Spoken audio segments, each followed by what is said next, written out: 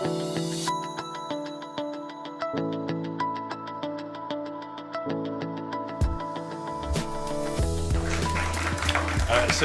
and gentlemen, it's now my very great pleasure to introduce to you Sarah Pinch. Sarah will tell you a lot more about herself in just a moment, but all I wanted to say is that Sarah and I have known each other for more years than I'm going to admit to, and have worked together in many, many different guises. And if I had to come up with a kind of picture of someone who is the exemplar, the perfect exemplar of the public relations professional, it would be Sarah. And I'm really delighted that she's been able to join us today. Ladies and gentlemen, Sarah Pinch. I think I might need a drink. Thank you, Magnus. I just thought I'd quickly run through my experience, and hopefully some of that will be relevant to some of you here. I started my life as a local radio journalist for the BBC in Devon, ended up as a TV director for BBC One in Manchester, and then left and went to set up the corporate communications department at Christian Aid. So Christian Aid, very successful media relations department, know what we understand as a broader sense of public relations. So I did that for a number of years and spent a huge amount of time in Brazil. So very interested to see any of the other programmes, although I think there are a few, that aren't just about football. I went from international development to a regional charity back in the southwest, and then into transport. So I spent 6 years working for First Group, the transport provider, and then the last 5 years in the NHS. When I left that job 18 months ago, I was Director of Communications for University Hospitals Bristol, home of the Bristol Children's Hospitals, amongst other things. And for the last 18 months, I've run my own business.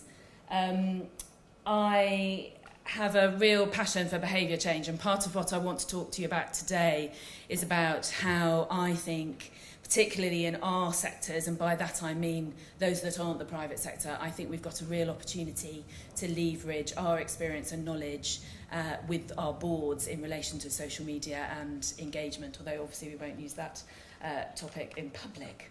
I also have the great honour and responsibility of being the President-elect of the Chartered Institute of Public Relations. That's Steve Waddington, who is the President, and me by the CIPR sign, which seemed to make sense at the time. So what I wanted to talk to you about to start off with is how I believe fundamentally, and some of you I'm sure have got a lot more experience than I have, about working very closely with the government. I think the government are on our side when it comes to social inclusion and social media. I want to talk a little bit about some of the work that I've been doing recently about using social media for social inclusion.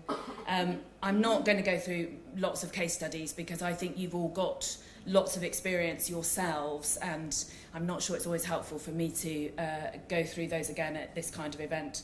But I will talk a little bit about some of my experience of how I think social media is still misunderstood in our sectors.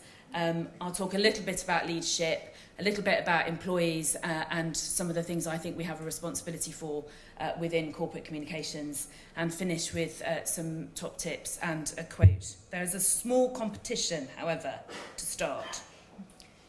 So these are 3 quotes, giving away actually who one of the people is, because their Aston's still there and I couldn't work out how to get it off. And if you don't recognise the guy at the bottom, actually I think you should probably leave now. If you recognise the guy at the top, I should be really impressed. So 3 quotes from 3 people. Who said the top one?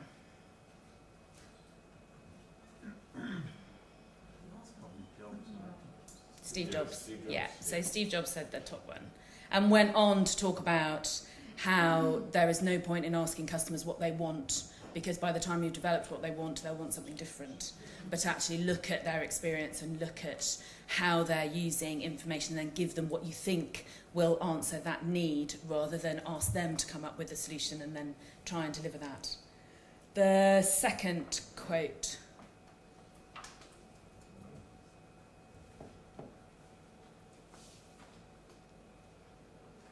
Shall I read them out? Can you all see them? Can you see? No. In this tough economic climate, the internet is such a powerful tool to help people manage the trickiest circumstances of their lives. whatever their age and whatever their location. And then the last one is Facebook has the forum problem. It's getting noisier and noisier. It's trying to solve this problem with filtering, with a news feed which only shows popular items, but it has the forum chat problem, and no amount of lipstick will cure that problem. It is Baroness Lane-Fox. Do you know when she said that? In her maiden speech in the House of Lords.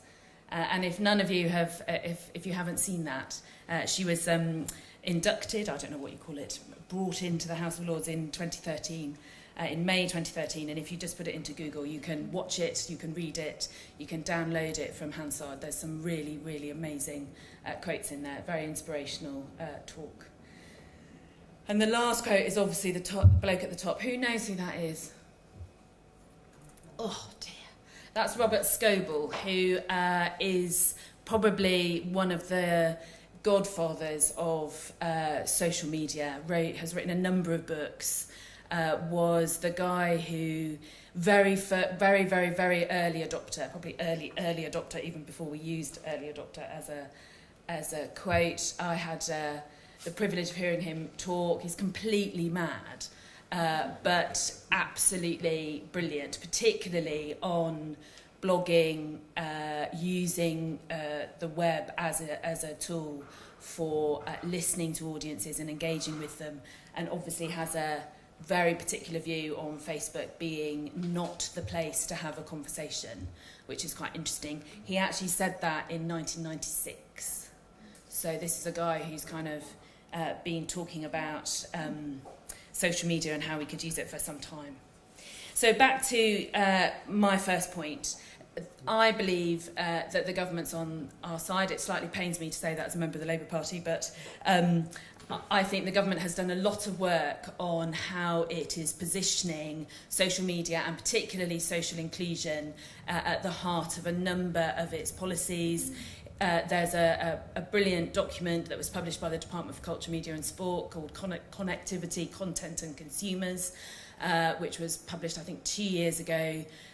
Some of it, therefore, is quite out of date, but it does create a platform that very clearly states that obviously it's linked to the rollout of superfast broadband, and if you live outside of London, that's a massive issue. My family are from Devon, and there are still great swathes of the rural countryside that don't have access, and part of Baroness Lane-Fox's work in the House of Lords has been to be the digital champion, although she stood down from that at the end of last year, but promoting the need to get people online. And in her maiden speech, she comes up with a number of examples of how using the internet isn't just for fun and social worth, but actually she tells a story of a guy in Liverpool who actually used the internet to save someone's life by understanding first aid, by understanding how to do different kinds of first aid through YouTube and things that he'd watched. So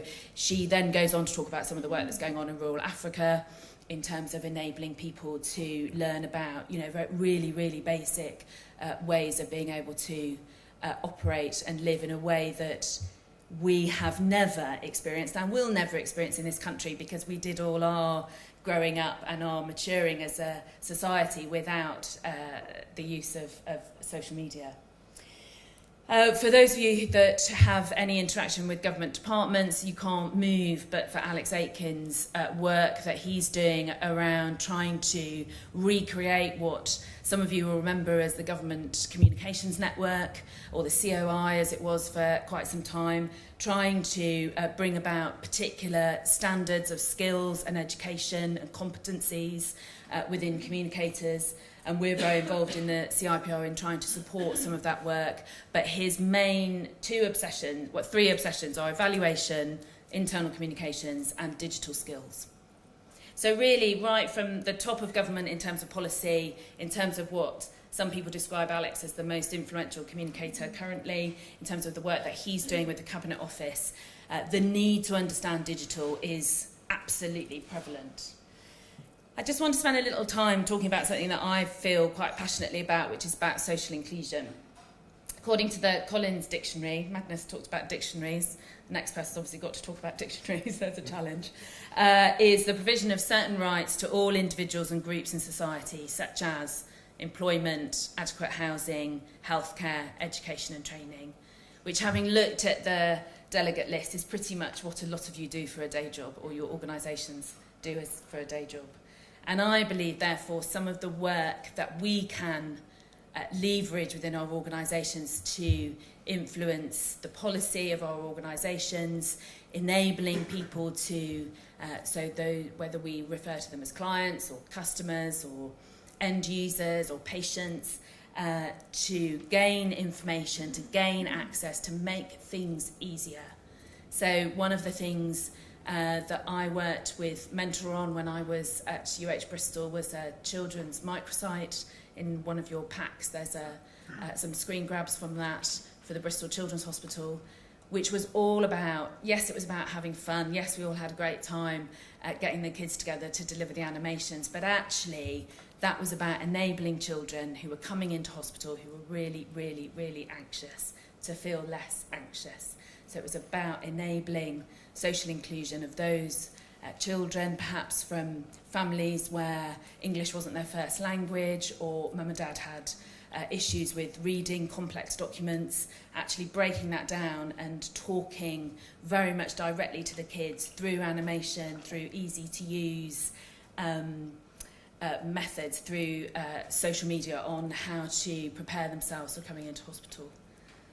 So there are, I believe, all sorts of possibilities on how, as professional communicators, we can use social media, and I think it gives us a lot of the abilities that when I first started the BBC hundreds of years ago, we were able to do. So we could segment audiences depending on time of day, which channel programmes were broadcast on, what else was happening in terms of the time of year, and we've lost all of that now.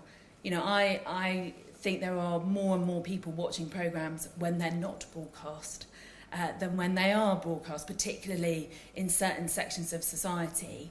And so I think that social media still has that ability to segment audiences for us, and we should know how to do that. So there is, I think, still a lot of concern and fear and over-regulation within our sector on social media. I think there's a lot of misinformation about what goes on or what could go on. I think there's a lot of fear about how particularly employees might suddenly engage with this Facebook if we open it up and allow people access when they're at work, heaven forbid. I've seen some, I'm sure we've all seen certain use of social media by organisations, and you kind of think that is just not who they are. You know, I am the world's biggest fan of John Lewis, and I think their 150-year celebrations that they're doing and the work that they've done through Twitter has been amazing, and I feel very honoured and exceptionally excited to have won one of their bags. But to run that campaign through Twitter, I mean, it's just perfect. It's exactly what they should be doing. It's right in their target market. People like me get terribly overexcited about it, and that's how it should work. But we've all looked at Twitter feeds from certain organisations and just thought, I don't recognise that. That isn't the personality of the organisation that I know. And I remember a conversation with the chief exec in Bristol who came in one, it's always a Monday morning, isn't it? They've always had Sunday lunch with someone who said, you should definitely do this. And Robert said, I need a blog. And I said, great. I said, so Robert, you know, we spend probably about 2 weeks preparing the chief exec's briefing from 32 slides down to 10. And your way of speaking is, you know, he was an absolute eloquent public speaker. You are not the bloke in the pub having a chat. And a blog is really the bloke in the pub having a chat. And we looked at the chief exec of NHS employers, and I would encourage all of you, no matter where you work, to have a look at the work that Dean, I've forgotten his surname, if anybody knows, shout it out. But the chief exec of NHS employers has done has a brilliant social media presence. It's called Dean something. And we looked at that, and it just wasn't Robert's style. It was just not going to be what he did, and therefore it would have been this terrible mismatch of personality to have got him to try and do that, in the same way that it would have been totally impossible to get him to do anything on Twitter. Whereas one of the NHS trusts that I'm working with at the moment, the chief nurse, absolutely that's what he does. He's the most chatty, outward-going, enthusiastic chief nurse I think I've ever met. And it totally suits Brendan to be on Twitter. He loves it, absolutely loves it, and it's really in his personality. I have a particular issue about the banning of social media sites, and I don't think it should happen. And I think we should allow staff access when they're at work with guidance. For what it's worth, I don't believe that you should have social media guidelines for your staff. I think you should have guidelines for your staff, and they should include some nod to social media, but I don't think make it separate, because it's all about bringing the organisation in disrepute, whether you stand up at the school gate and say it, or put it on Twitter, or ring the local newspaper. It's all the same to me, which links to what Magnus was saying about it's all about communication. This is just another way of doing that. Complex sign-off processes, I could do an entire other lecture on that. So let's not get into that, but I think you can't have complex sign-off processes. I was the regional chair for the CIPR in the South West, which is where the Met Office are based, and the Met Office have a brilliant approach to sign-off, which is basically publish once, broadcast often, so they get their information signed off centrally once, and then it is disseminated across the teams, the communications team, the marketing teams, all the teams, including all the operational teams, for them to interpret in whatever way is most acceptable to their audiences. And I think that means they can then take that information and use it accordingly without having to go right back up the tree to get it signed off. I think there is a reluctance to engage. I think people are, particularly on boards, are concerned about this kind of enormous influx that's going to suddenly come their way from people through social media. And my response to that is always, well, that influx will be coming anyway by opening another channel. Okay, we might have some new people engaging, but actually it's probably stuff we already know. People will say it differently. It's a little bit like someone once described it as sort of turning on a virtual radio on your desk that's broadcasting all the messages from your customers or your beneficiaries or your patients. I don't see what's wrong with that. That's about listening and engaging and responding. And then somebody said to me, you just have to adopt a way with all communications that takes us from this shouting in capital letters or shouting loudly where you just add some exclamation marks at the end to having a conversation. And I think that is really important. In terms of opportunities, I do think that social media is a gift horse for us. A lot of it is low cost. Clearly there's some investment up front, but a lot of it is low cost. There are some absolutely fantastic methods for evaluation, which I'll mention a bit later on. You can get direct feedback. You can get that direct engagement with the people. You can segment the audience really well. I think you can show your personality, particularly if you've got some really strong personalities within your organisation or within your volunteer network. You can use those and they can really express themselves. It's what the most admired brands do and do really, really well. And if you don't do it, someone else will take your place. I read Sandy Toksvig's book recently called Mind Your P's and Q's, and in it she talks about social media, and she says, I've got a Twitter account, I've sent one tweet, but basically I've got it so that nobody else can be me. And I thought, actually, that's not such a bad way of approaching it. I've talked about NHS employers.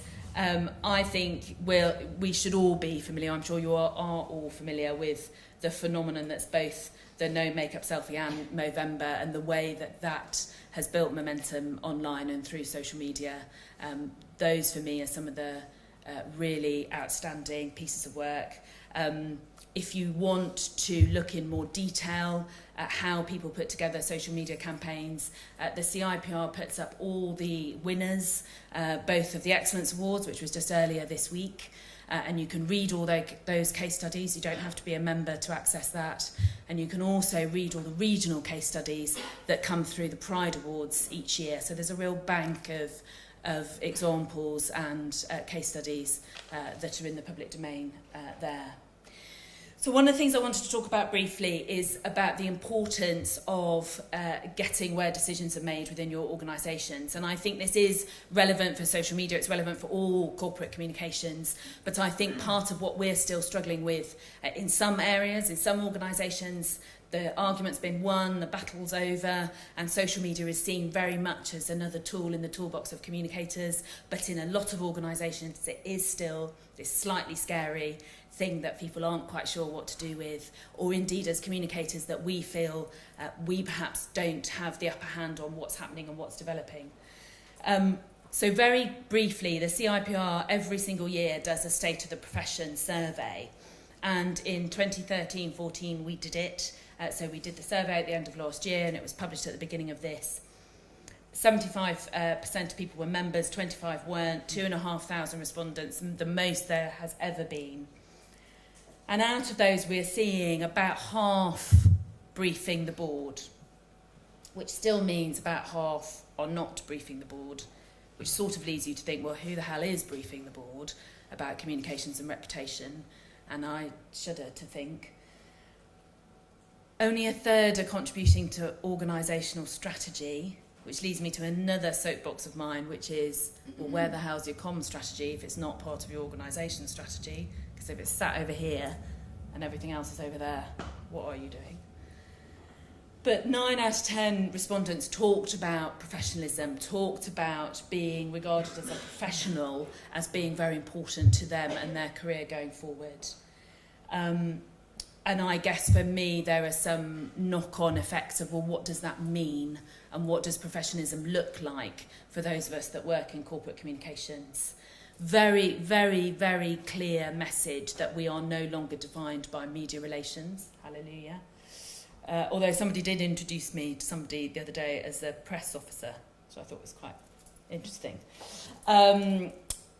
That we are starting to see and believe, and I think the believe is perhaps more important than the seeing, that communications is a professional management discipline. And I think that we have to believe that and we have to develop that if we want decisions to be made at board that reflect our reputation, if we want to move forward with some of the big strategic change that organisations right across the piece are asking us to deliver, whether that's because of an increased pressure on resources, whether that's because of a decreased income, whether it's both together.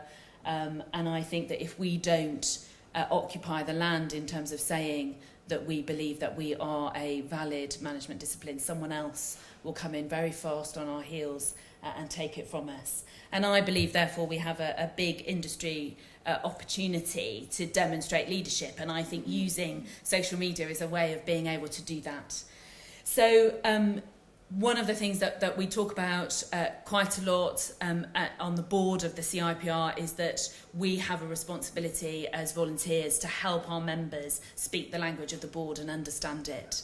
And I guess if there's anything from what I'm going to say today, it would be that, to make sure that all of you do understand the language that your board is using, and then make sure that any of your pitches and any of your ideas that you're putting forward is in that language, which clearly will be very different to the language that you use with the public.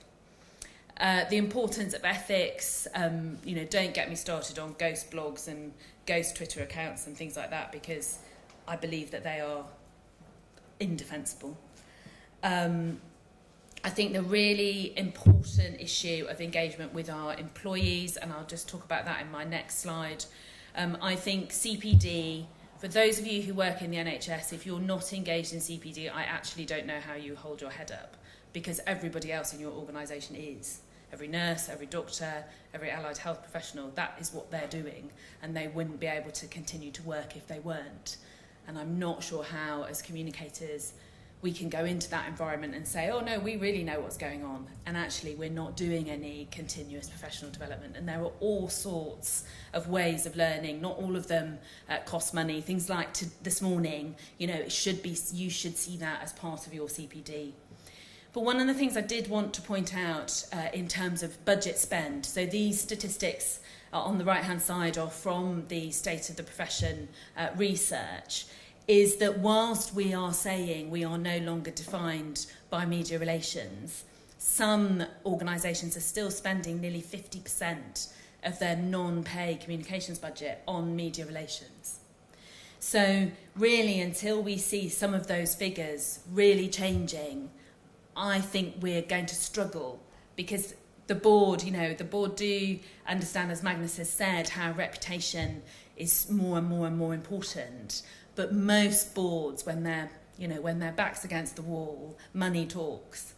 And actually, if you're presenting your budget saying, we are much more than media relations, and out of my £10.50 that you've generously given to me as my non-pay budget, I'm spending £5.25 on media relations, I'm not quite sure how that's going to work. And, social media management is still exceptionally low in terms of how we are using the tools in our toolbox. So I think there's a bit of a challenge there about how we change that going forward. So my penultimate slide is just to talk about innovation and employees. Within all of your organisations, there will be people who use social media and engage with social media in a way that probably nobody in your corporate communications teams will ever do. It is their thing. You'll have a Robert Scoble in your organisation, someone who's got their own blog at home, who's set up websites for their mum, or helped out their aunt because they're running a charity, or whatever it is. And my advice to you is to find those people and engage them and empower them.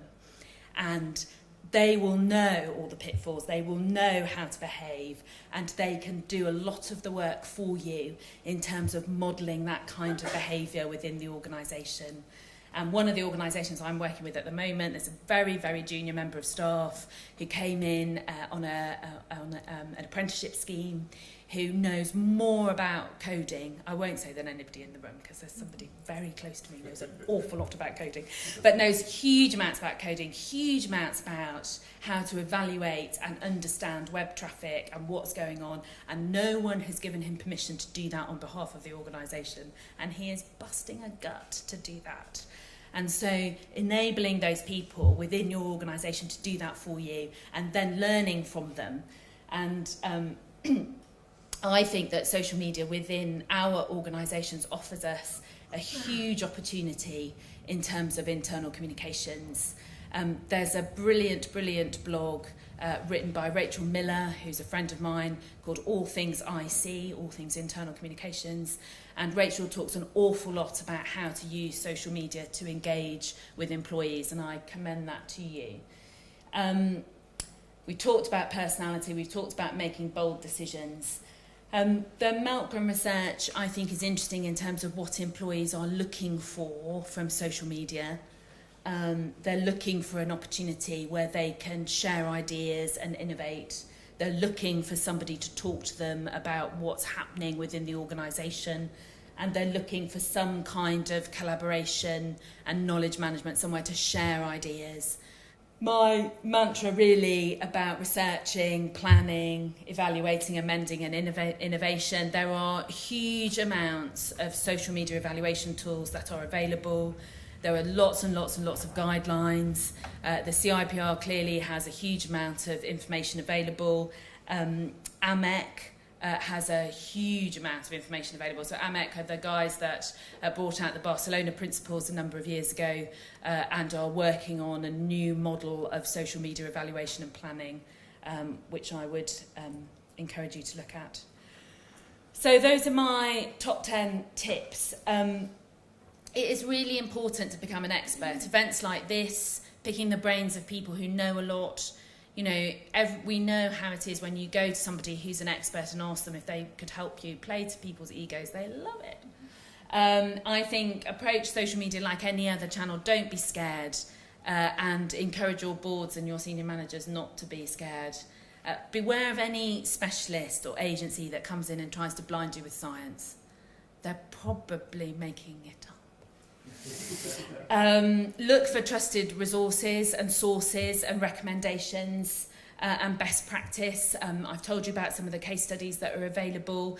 Recommendations are the way that business operates. That's how inevitably we get the people that we really want to work with. There's nothing wrong with that. You can absolutely, we all have to go through procurement processes, of course we do, and that's appropriate, but there's nothing wrong with having part of that procurement process not just to be about the figures, but to be about who have those people worked with, what are their credentials, who are their recommendations, can I speak to them myself, can I hear from the horse's mouth how it's been. And if anybody won't let you do that, then I wouldn't work with them. Utilise the government, and I have no idea what that means. So let's just ignore those other 7, 5, 6 words there, because I don't actually know what they mean. So utilise the government policies, I said right at the beginning, and that document is exceptionally, it's quite a dense read, but I think it's a really good read, and it's got some really good ideas about it. It's also got some indicators about where there's funding available, which is always something that makes my eyes light up. Get into the decision makers and become one. Magnus and I have talked in other areas about crisis and issues for a very long time, and often that is the door, that is the access into the boardroom, is through the door of your organisation going through a crisis. And if you or your boss or one of your team gets into the boardroom because of that, whatever happens, don't come out again. Make sure that you become one of those decision makers, because if you don't, it comes back to what we were saying about influencing strategy. If you don't, then I don't know how you're going to get organisations to move forward. I think everything digital, everything online is a really great opportunity. I can't see why organisations don't want to engage more, listen more, understand more about what people are saying about them. And then really I think a bit of a golden rule is don't do anything online that you wouldn't do offline. Comes back to that authenticity point about sticking with your personality. If you're not someone who's out there and chatty, and don't try and do that online, because you will get found out. You absolutely will get found out. Learn to evaluate your social media. I don't believe any of us who are recipients of donations or public money shouldn't be able to stand up next to the finance director and explain how we've spent the money and what the ROI is for the organisation. And we've talked about CPD. So my last small quiz before I finish is this quote at the bottom. So this XXX has too many shortcomings to be seriously considered as a means of communication. This device is inherently of no value to use. What do you think the person is talking about?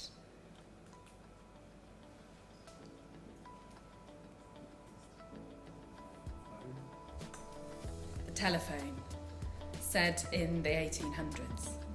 So when someone says that to you about social media, maybe remind them of that.